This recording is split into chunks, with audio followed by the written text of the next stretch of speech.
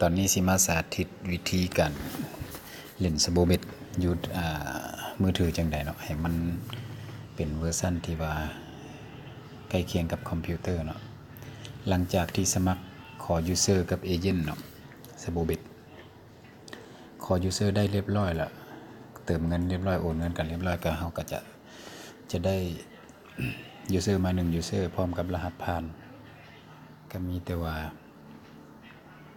รหัสผ่านที่เขาเจ้าให้เนาะเป็นจังซี่เสิร์ชคำว่าสโบเบ็ด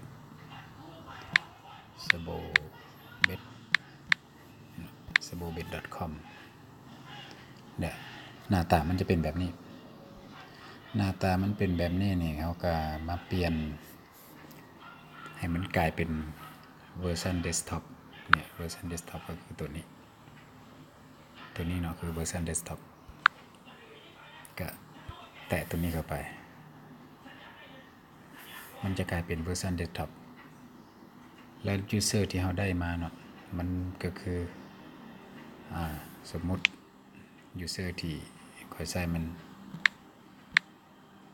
ZSSEETN แล้วก็888ส่วนพาสเวิร์ดก็พาสเวิร์ดนี้แล้วแต่คนตั้งมาให้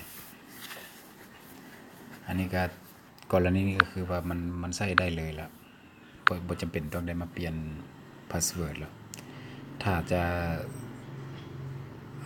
เนี่ยมีเงินอยู่ 4,000 วิธีการแทงก็คือเลือกคู่โลดเลือกอย่างฟุตบอลเนาะเนี่ยมื้อนี้มันก็จะมีให้เลือกแทงโลดเนี่ยยำมักคู่ใดCS สกามอสโกเนาะเขาสามารถเลือกลีกได้เนาะ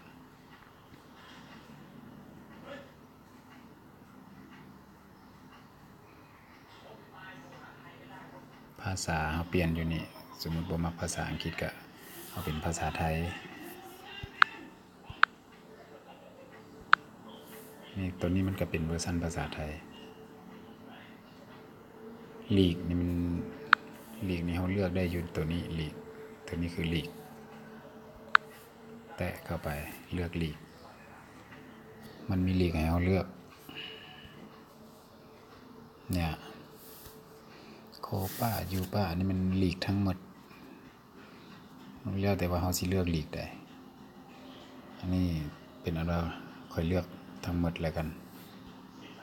ไปแล้วก็จะมีคู่ว่ามื้อนี้มันสิแทงตัวใดๆนะเลือกเล่นได้เลยอันนี้มันแทงเต่งเนาะกรณีไผอยากเล่นเป็นชุดแทงชุดนะเขาก็มาแตะใส่ปุ่มตัวนี้นี่พาเล่นี่แตะเข้าไปนี่เราเลือกได้เลยคู่ขี้เลือกได้จากตัวจากสุดตัวนี้คนที่เล่นเป็นแล้วก็คงจะบ่มีปัญหาเนาะก็ขอจบคลิปข่าวเท่านี้